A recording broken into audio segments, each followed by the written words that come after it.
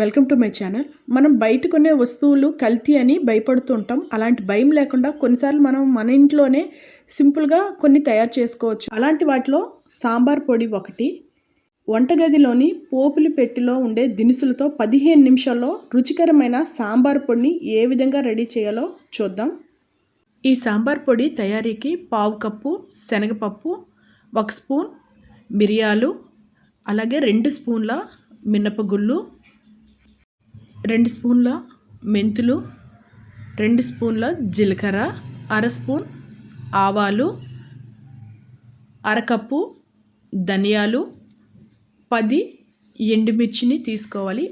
కడిగిన ఫ్రెష్ కరివేపాకు 4 రెమ్మల్ని తీసుకోవాలి.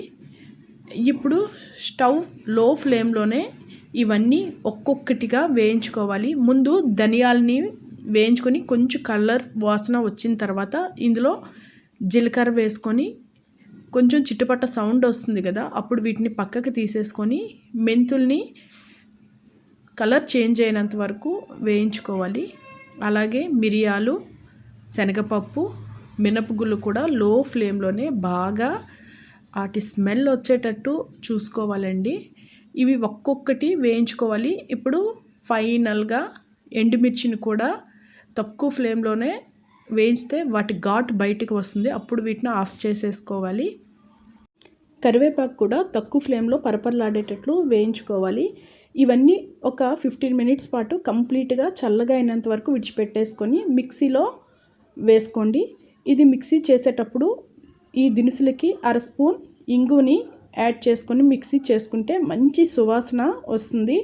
ఇది మెత్తగా మిక్సీ పట్టేసుకొని మంచి కంటైనర్స్లో స్టోర్ చేసేసుకోండి.